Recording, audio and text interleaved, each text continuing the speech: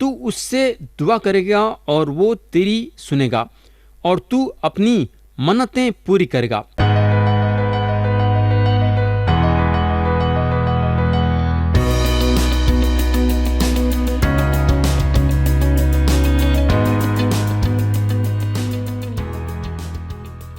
یسوع مسیح کے نام سے السلام علیکم پیارے بھائی اور بہن۔ تو آپ لوگوں کو یاد ہوگا کہ گئے وقت ہم ایوب کی کتاب باب 21 سے غور کرنا شروع کرے تھے اور ہم باب 21 کو ختم کرے تھے۔ اس کے بعد ہم باب 22 اٹھائے تھے اور اس کے پہلے 3 آیتوں پہ غور کرے تھے۔ تو پیارے بھائی اور بہن، اب ہم کلام میں آگے بڑھیں گے اور پڑھیں گے ایوب کی کتاب باب 22 اور اس کی آیت 4۔ پھر سے دہراتا ہوں، ایوب کی کتاب باب 22 اور اس کی آیت 4۔ یہاں الفظ بولتے ہیں، کیا اس لیے کہ تجھے اس کا خوف ہے، وہ تجھے جھڑکتا اور تجھے عدالت میں لاتا ہے۔ تو یہاں الفظ کا بولنے کا مطلب یہ ہے کہ ایوب اتنے رازباز اور کامل ہیں کہ خدا کو خوف پیدا ہوتا ہے ان سے نپٹنے کے لیے۔ ان کا خیال یہ ہے، میرے بھائی اور بہن، ہم یہ سمجھنے کی کوشش ضرور کرنا کہ جب خدا ایوب کو کامل بولا تو اس کا مطلب یہ ہوا کہ ایوب خدا کے ساتھ صحیح ڈھنگ کا رشتہ قائم کرے ہیں۔ سوختنی قربانی چڑھانے کے ذریعے سے ہم کو معلوم ہونا چاہیے کہ ایوب جو ہے خدا کے ساتھ صحیح ڈھنگ کا رشتہ قائم کرے، کیونکہ خدا سوختنی قربانی اس وقت چاہتا تھا۔ بولنے کا مطلب یہ ہے کہ ایوب جانتے تھے کہ خدا کیا چاہتا ہے اور ایوب جانتے تھے کہ ان کو کیا کرنا ہے، اور جب انہوں سوختنی قربانی دیتے تھے تو خدا جو ہے وہ سوختنی قربانی کو قبول کرتا تھا۔ بولنے کا مطلب یہ ہے کہ خدا کے نظر میں ایوب جو ہے کامل اور رازباز ٹھہرے۔ کس کے ذریعے سے؟ سوختنی قربانی چڑھانے کے ذریعے سے۔ تو اب ہم آیت 5 سے 7 پڑھیں گے۔ یہاں الفظ بولتے ہیں، کیا تیری شرارت بڑی نہیں؟ کیا تیری بدکاریوں کی کوئی حد ہے؟ کیونکہ تو نے اپنے بھائی کی چیزیں بے سبب رہن رکھیں اور ننگوں کا لباس اتار لیا۔ تو نے تھکے ماندوں کو پانی نہ پلایا اور بھوکوں سے روٹی کو روک رکھا۔ تو جو الفظ یہاں نکالے ہیں وہ اچھے نہیں۔ لوگ جو ہیں وجہ ڈھونڈنے کی کوشش کرے کہ آخر کس وجہ سے ایوب کے زندگی میں مصیبتیں پیدا ہوئی ہیں۔ تو میرے دوست، یہ کام یہاں الفظ کر رہے تھے۔ انہوں پہلے یہ الزام ایوب پہ لگا چکے تھے کہ جیسا کہ خدا ایوب کے اچھے چال چلن کے ذریعے سے فائدہ اٹھائے گا، اور اب انہوں پلٹ کے بولتے ہیں کہ ان کی یعنی کہ ایوب کی شرارت حد سے زیادہ ہے۔ میرے بھائی، آپ سن سکتے کہ الفظ کا خیال کس طرح سے جا رہا ہے۔ الفظ یہاں یہ بتانا چاہتے ہیں کہ اتنی زیادہ ہے کہ اس کا حساب نہیں کر سکتے، یعنی کہ ایوب کی شرارت کے بارے میں انہوں بتا رہے تھے کہ اتنی زیادہ شرارت ایوب کی ہو چکی ہے کہ اس کا حساب نہیں کر سکتے۔ الفظ یہ سوچ رہے ہیں کہ جو بھی ایوب کے خسرا ہیں ایوب کو بتا دینا چاہیے۔ بولنے کا مطلب یہ ہے کہ الفظ کو یہ نہیں معلوم ہے کہ ایوب کے کیا خسر ہیں، مگر انہوں ایوب کے خسروں کے بارے میں اندازہ لگانے کی کوشش کر رہے ہیں۔ انہوں اندازہ لگا رہے ہیں کیونکہ انہوں اب تک جو بولے ہیں وہ صحیح نہیں ہیں۔ تو اگر ایوب یہ بات سے سہمت ہو جاتے ہیں کہ جو جھوٹے تہمتیں ان پہ لگائی گئی ہیں اس کے ذریعے سے انہوں خسروار نہیں ٹھہرتے ہیں، تو ان کو یہ سوچنے میں مجبور کر دیں گی کہ واقعی میں خدا کچھ غلطی کرا ہے۔ اب ہم آیت 8 سے 11 پڑھیں گے۔ یہاں لکھا ہوا ہے، لیکن زبردست آدمی زمین کا مالک بنا اور عزت دار آدمی اس میں بسا۔ تو نے بیواؤں کو خالی چلتا کیا اور یتیموں کے بازو توڑے گئے، اس لیے پندھے تیری چاروں طرف ہیں اور ناگہانی خوف تجھے ستاتا ہے۔ تو میرے بھائی، الفظ جو ہیں یہ بتانا چاہ رہے ہیں کہ ایوب یہ ساری چیزیں کر رہے ہیں، اور اس کے بعد الفظ جو ہیں ایوب کو خبردار کرتے ہیں کہ خدا اوپر ہے اور ایوب کے یہ سارے باتوں کو دیکھ رہا ہے۔ آیت 12 پڑھیں گے، کیا آسمان کی بلندی میں خدا نہیں؟ اور تاروں کی بلندی کو دیکھ، وہ کیسے اونچے ہیں۔ تو الفظ کا بولنے کا مطلب یہ ہے کہ ایوب یہ ساری چیزیں کر رہے ہیں یہ دل و دماغ میں رکھتے ہوئے کہ خدا ان کو نہیں دیکھ رہا ہے، مگر حقیقت یہ ہے کہ خدا ان کے ہر ایک چال پہ غور کر رہا ہے، اور انہوں یہ بتاتے ہیں کہ ایوب شاید یہ سوچے ہوں گے کہ خدا ان کو نظر انداز کر دیا ہے، مگر خدا اصلیت میں دیکھا گیا تو خدا ان کو نظر انداز نہیں کرا، بلکہ ان کے گناہ میں ان کو پکڑ لیا ہے۔ لیکن خدا ایوب کو چھوڑا نہیں، بلکہ انہیں ایوب پہ اپنی عدالت نازل کرا ہے، یعنی کہ ان کی جو بیماری ہے اور ان کی جو مصیبتیں ہیں وہ خدا کی عدالت ہے جو انہیں ایوب پہ نازل کرا ہے۔ تو الفظ کا جو ہے یہ خیال تھا، تو ایوب کے لیے الفظ کا اس طریقے کا خیال تھا۔ آیت 13 اور 14 پڑھیں گے۔ پھر تو کہتا ہے کہ خدا کیا جانتا ہے؟ کیا وہ گہری تاریکی میں سے عدالت کرے گا؟ دلدار بادل اس کے لیے پردہ ہیں کہ وہ دیکھ نہیں سکتا، وہ آسمان کے دائرے میں سیر کرتا پھرتا ہے۔ تو یہاں الفظ کا بولنے کا مطلب یہ ہے کہ ایوب خدا کو نہیں دیکھ سکتے، مگر خدا ایوب کو دیکھ سکتا ہے اور ان کے بارے میں جانتا ہے۔ آیت 15 سے 17 پڑھیں گے۔ کیا تو اسی پرانی راہ پر چلتا رہے گا جس پر شریر لوگ چلے ہیں، جو اپنے وقت سے پہلے اٹھا لیے گئے اور سیلاب ان کی بنیاد کو بہا لے گا، جو خدا سے کہتے تھے ہمارے پاس سے چلا جا، اور یہ کہ قادر مطلق ہمارے لیے کر کیا سکتا ہے۔ اور اب الفظ خوشخبری کے بارے میں بولتے ہیں، مگر یہ ایک ایسی چیز ہے جو کہ ایوب کو ضرورت نہیں تھی، کیونکہ انہوں چھڑائے جانے کا رشتہ قائم کرے۔ ایوب بول سکے کہ میں جانتا ہوں کہ میرا مخلصی دینے والا زندہ ہے۔ اب ہم آیت 18 سے 21 پڑھیں گے۔ یہاں الفظ بولتے ہیں، تو بھی اس نے ان کے گھروں کو اچھی اچھی چیزوں سے بھر دیا، لیکن شریروں کی مشورت مجھ سے دور ہے۔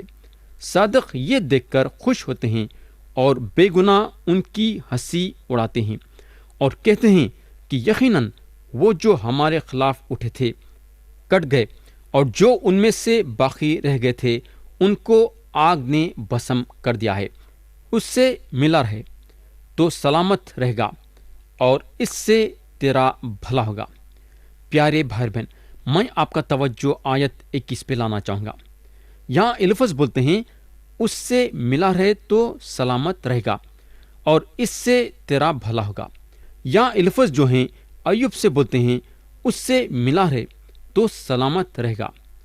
ایک فضل بھری دعوت ہے اور ایک اچھی دعوت ہے۔ یہ ایک ایسی دعوت ہے جو خدا ہم کو دیتا ہے۔ یسوع مسیح جو ہیں یہ بات نیا عہد نامہ میں بولے۔ اگر ہم متی کی انجیل باب 11 اور اس کی آیت 28 دیکھیں گے تو مسیح بولتے ہیں، اے محنت اٹھانے والوں اور بوجھ سے دبے ہوئے لوگوں، سب میرے پاس آؤ، میں تمہیں آرام دوں گا۔ تو الفظ یہ بولنے لگے کہ یہ راستہ ہے خدا کے ساتھ امن اور چین قائم کرنے کا۔ اس کے علاوہ اگر ہم رومیو کے نام پولس رسول کا خط باب 5 اور اس کی آیت 1 دیکھیں گے تو پولس رسول بولتے ہیں، پس جب ہم ایمان سے راز باز ٹھہرے تو خدا کے ساتھ اپنے خداوند یسوع مسیح کے وسیلے سے صلح رکھیں۔ تو پیارے بھائی اور بہن، اس کے بعد الفظ جو یہ بات بولتے ہیں، اور اس سے تیرا بھلا ہوگا، یہ بات بھی سچ ہے۔ بہرحال ہم یہ بات ضرور یاد رکھنا کہ بھلا کا مطلب یہ ہے کہ ہمارے لیے جو بھلا رہے گا۔ بعض وقت بھلا کا مطلب ہے تربیت، جبکہ ہم کو اس چیز کی ضرورت ہے، یعنی کہ خدا ہماری بھلائی کرنے کے وقت ہماری تربیت کرتا ہے، اور اس وقت ہم کو تکلیف پہنچتی ہے، مگر ہمارے بھلائی کے لیے، یعنی کہ خدا ہمارے اچھے کے لیے تربیت کرتا ہے، مگر اس میں ضرور تکلیف تو ہے۔ اگر خدا ہماری تربیت کرتا ہے تو وہ ہمارے اچھے کے لیے اور ہمارے بھلے کے لیے ہے۔ آیت 22 اور 23 پڑھیں گے۔ یہاں الفظ بولتے ہیں، میں تیری منت کرتا ہوں کہ شریعت کو اسی کی زبانی قبول کر اور اس کی باتوں کو اپنے دل میں رکھ لے۔ اگر تو قادر مطلق کی طرف پھرے تو بحال کیا جائے گا، بشرطے کہ تو ناراستی کو اپنے خیموں سے دور کر دے۔ تو میرے بھائی اور بہن، یہ لوگ ایک ہی مضمون میں قائم ہیں، اور وہ ہے ایوب تمہارے زندگی میں کچھ گناہ ہے جو چھپا ہوا ہے، وہ گناہ کے ساتھ نپٹو اور خدا کی طرف پلٹو۔ ان کے دوستاں ان سے اس طریقے سے پیش آ رہے ہیں جیسا کہ ان کا رشتہ خدا کے ساتھ ہے نہیں۔ میرے بھائی، خاص طور سے میں آپ کا توجہ آیت 23 پہ لانا چاہوں گا۔ یہاں لکھا ہوا ہے، اگر تو قادر مطلق کی طرف پھرے۔ دیکھو ان کے دوست کیا بولتے ہیں، اگر تو قادر مطلق کی طرف پھرے تو بحال کیا جائے گا۔ بولنے کا مطلب یہ ہے کہ یہاں ان کے دوست جو ہیں ان کو برا بلا بولے ہیں، یعنی کہ یہ بتائیں کہ ان کے دل کے اندر گناہ ہے، اس لیے ایسا ہو رہا ہے۔ تو بولنے کا مطلب جو ہے، انہوں یہ ظاہر کرنا چاہ رہے تھے کہ ایوب جو ہے اپنے آپ کو پوری طرح سے خدا کے حوالے کرنا، یہ بتاتے ہوئے کہ انہوں ایک بہت بڑے گنہگار ہیں اور ان کو گناہ کی معافی کی ضرورت ہے۔ تو میرے بھائی اور بہن، اب ہم آیت 24 سے 26 تک پڑھیں گے۔ یہاں الفظ بولتے ہیں، تو اپنے خزانے کو مٹی میں اور اوفر کے سونے کو ندیوں کے پتھروں میں ڈال دے، تب قادر مطلق تیرا خزانہ اور تیرے لیے بیش قیمت چاندی ہوگا، کیونکہ تبھی تو قادر مطلق میں مسرور رہے گا اور خدا کی طرف اپنا منہ اٹھائے گا۔ تو یہاں الفظ یہ سمجھ لے رہے ہیں کہ خدا جو ہے ایوب کا دشمن ہے۔ یہ ایک ایسا رویہ ہے کہ آج بھی یہ ایک بہت بڑا ہتھیار ہے جہاں تک خوشخبری کی منادی کا سوال پیدا ہوتا ہے۔ لوگ جو ہیں گنہگار ہیں، یہ صاف طریقے سے بتانا ضروری ہے، مگر خدا آج دنیا کے ساتھ دشمنی نہیں کر رہا ہے۔ خدا دنیا کے ساتھ میل ملاپ کر لیا ہے۔ خدا کے ساتھ میل ملاپ کرنے کے لیے آپ کو اور میرے کو کچھ بھی کرنے کی ضرورت نہیں ہے، کیونکہ یسوع مسیح ہمارے لیے کر چکے ہیں۔ خدا کا میل ملاپ کا راستہ کھل گیا ہے اور خدا اپنے ہاتھ گمراہ دنیا کی طرف پھیلا دیا ہے، یہ بولتے ہوئے کہ تم میرے پاس آ سکتے ہیں، مگر تم کو میرے راستے سے آنا ہوگا۔ تو خدا ایک راستہ نکالا جس کے ذریعے سے ہی آپ جو ہے اس کے پاس جا سکتے ہیں۔ اگر ہم مسیح کی زندگی میں دیکھیں گے تو انہوں یوحنا کی انجیل باب 14 اور اس کی آیت 6 میں بولتے ہیں، راہ اور حق اور زندگی میں ہوں، کوئی میرے وسیلے کے بغیر باپ کے پاس نہیں آتا۔ تو یہاں یسوع مسیح صاف صاف ظاہر کر رہے ہیں کہ انوچ جو ہے راستہ ہیں خدا باپ تک ہم کو پہنچانے کے لیے۔ تو اگر یہ راستے سے ہم جائیں گے تو یہ پکی بات ہے کہ ہم خدا تک پہنچیں گے، وہ بھی صحیح سلامت۔ تو میرے بھائی اور بہن، اگر آپ یہ راستے سے آئیں گے تو آپ دلیری کے ساتھ خدا کے موجودگی میں آ سکیں گے۔ اور اگر ہم آیت 27 سے 30 دیکھیں گے، یہاں الفظ بولتے ہیں، تو اس سے دعا کرے گا اور وہ تیری سنے گا، اور تو اپنی منتیں پوری کرے گا۔ جس بات کو تو کہے گا وہ تیرے لیے ہو جائے گی، اور نور تیری راہوں کو روشن کرے گا۔ جب وہ پست کریں گے تو کہے گا بلندی ہوگی، اور وہ حلیم آدمی کو بچائے گا۔ وہ اس کو بھی چھڑا لے گا جو بے گناہ نہیں ہے۔ ہاں، وہ تیرے ہاتھوں کی پاکیزگی کے سبب سے چھڑایا جائے گا۔ پیارے بھائی بہن، میں خاص طور سے آپ کا توجہ آیت 27 پہ لانا چاہوں گا۔ یہاں الفظ جو ہیں ایک زبردست بات بولتے ہیں، جو کہ یہ بات ہمارے دل میں اتار کے ہمارا ہمت اور حوصلہ بڑھانا چاہیے۔ انہوں آیت 27 میں بولتے ہیں، تو اس سے دعا کرے گا اور وہ تیری سنے گا، اور تو اپنی منتیں پوری کرے گا۔ کتنی اچھی بات ہے، آپ دیکھ سکتے۔ میں پھر سے پڑھنا چاہوں گا، تو اس سے دعا کرے گا اور وہ تیری سنے گا، اور تو اپنی منتیں پوری کرے گا۔ تو یہاں الفظ خدا کی جو ہے بڑی اچھی تصویر کھینچتے ہیں۔ خدا کے فطرت کو یہاں انہوں ظاہر کرتے ہیں۔ انہوں یہ بتاتے ہیں کہ خدا جو ہے ہمارے دعا کو سننے والا خدا ہے۔ اور دوسری بات، انہوں خدا کے بارے میں یہ بتاتے ہیں کہ خدا وہ خدا ہے جو ہمارے منتوں کو بھی پوری کرتا ہے۔ منتیں پوری کرنے کا مطلب ہے کہ ہمارے دلی خواہش بھی پوری کرے گا۔ تو میرے بھائی اور بہن، میں آپ کو یہ بولنا چاہوں گا کہ آپ خدا سے ہر چیز کے لیے دعا کرو، اور دوسری بات یہ کہ اچھے اچھے چیزوں کی خواہش رکھو۔ تو یہاں ختم ہوا باب 22، اور اب ہم اٹھائیں گے باب 23 اور 24۔ باب 23 اور 24 کا مضمون ہے ایوب کا 7واں جواب۔ تو ہم پہلے اٹھائیں گے باب 23 اور پڑھیں گے اس کی آیت 1 اور 2۔ یہاں لکھا ہوا ہے، تب ایوب نے جواب دیا، میری شکایت آج بھی تلخ ہے، میری مار میرے کرانے سے بھی بھاری ہے۔ تو یہ 7واں مرتبہ ہے جو ایوب اپنے دوستوں کو جواب دیتے ہیں اور انہوں خدا کے خواہش کے بارے میں ظاہر کرتے ہیں۔ انہوں اپنی مصیبت خدا کے سامنے رکھنا چاہتے ہیں۔ انہوں یہ محسوس کرنا شروع کرتے ہیں کہ انہوں خدا کے امتحان کے چھنی میں ہیں۔ چھنی بولے تو آپ کو شاید معلوم ہے نا، جیسے کہ آٹا چھانتے ہیں۔ تو بولنے کا مطلب یہ ہے کہ انہوں یہ ثابت کرنا چاہ رہے ہیں کہ انہوں خدا کے چھنی میں ہیں اور خدا جو ہے ان کو چھان رہا ہے، اور خدا ان کو ضرور یہ امتحان سے باہر نکالیں گا۔ ایوب کا یہ خیال ہے۔ تو یہاں ایوب کا بولنے کا مطلب ان کے دوستوں سے یہ ہے کہ ان کے دوستاں ان کی حالت دیکھ چکے ہیں اور ان کی شکایت سن چکے ہیں، اور انہوں جتنا اپنے حالت کے بارے میں بولنا چاہتے ہیں اس سے کئی گن زیادہ ان کی مصیبت بڑھ گئی ہے۔ آیت 3 پڑھیں گے، کاش کی مجھے معلوم ہوتا کہ وہ مجھے کہاں مل سکتا ہے، تاکہ میں عین اس کی مسند تک پہنچ جاتا۔ تو ایوب اپنے دل کے اندر سے خواہش کرتے ہیں کہ انہوں خدا کے موجودگی میں آ سکیں۔ یہ ان کی خواہش تھی۔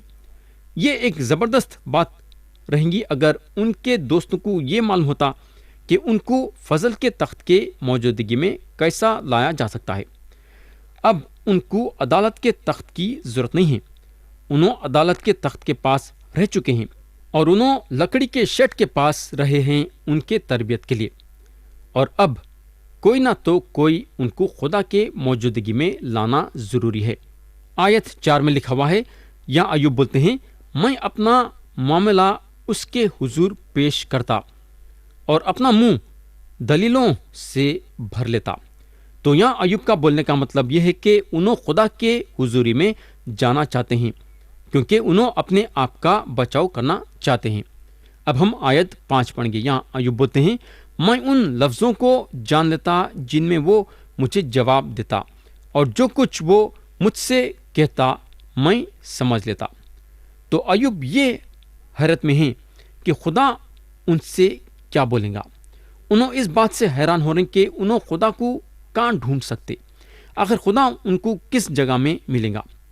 میرے دوست، میں اس بات سے پکا ہوں کہ کوئی بھی آدمی جس کو خدا کے لیے اس طرح کی بھوک ہے اور خدا کے لیے اپنے دل میں اندرونی خواہش رکھتا ہے تو اس کو خدا مل جائے گا۔ یہ پکی بات ہے، خدا ضرور اس سے ملاقات کریں گا۔